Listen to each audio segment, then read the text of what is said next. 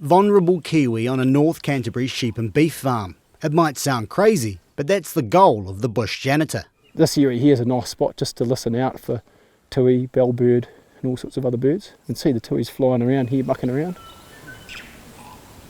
Island Hills Station could be any sheep and beef operation in Canterbury's Huranui district. But the farm is also home to 600 hectares of regenerated bush protected by a Kiwi2 covenant. And that's where you'll find the Bush Janitor, Sean Monk. I quite like having a name like Bush Janitor because it keeps it real, keeps you grounded. You know what you really are, just a dunny cleaner at the end of the day in the bush. In 2019, Monk walked away from his previous life, including more than 2 decades in a corporate job. The whole corporate world, I guess I probably wasn't cut out for it in the end, and they probably weren't cut out for me either. So it was quite cool to just end up going back to basics really, and yeah, back into the bush. It was really nice. It kind of does throw away a university degree and a career, but yeah, you move on to other things. I guess you reinvent yourself.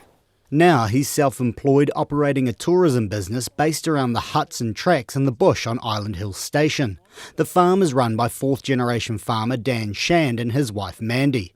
Mr Shand says conservation, like farming, runs in the family. Early on, even my grandfather recognised the value of it, and so he didn't, just keep burning it or keep trying to fight it.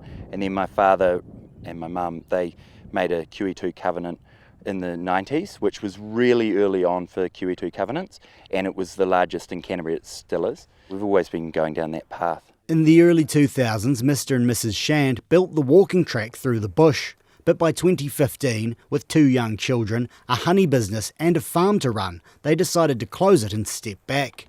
In 2019, Sean Monk came looking for purpose and resurrected the walking track, as well as diving head first into the conservation effort. We started in 2019 with a very meagre trapping program, and we've extended that now through our guests coming to the farm that sponsor the traps. We've managed to get up to around 270 traps now. Now, Mr Monk, with the full support of the Shands, hopes to bring great spotted kiwi back to their traditional homeland. They were here probably 70 or 80 years ago, and we'd love to see them back.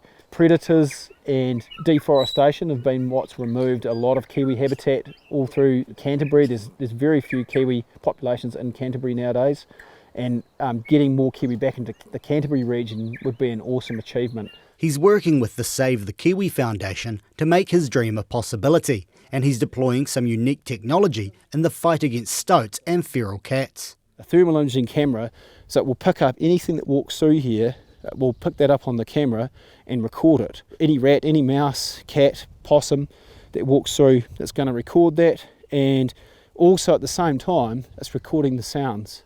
His aim is to have pest numbers under enough control to reintroduce kiwi in 10 years. I just imagine having kiwi here in the bush, and people that come to enjoy this area could hear a kiwi call. That would just be magical. And when you're trying to go for a goal such as kiwi, you're also fixing all the other problems at the same time. So you're allowing a habitat for all of those other birds to come back. And Dan Shand shares the dream. They were here once upon a time, and so if we can look after the bush, get the pests down and get it to a point, and now we've got breeding programs in New Zealand, so if we can prove to them that we're worthy of having them here, then how amazing would that be?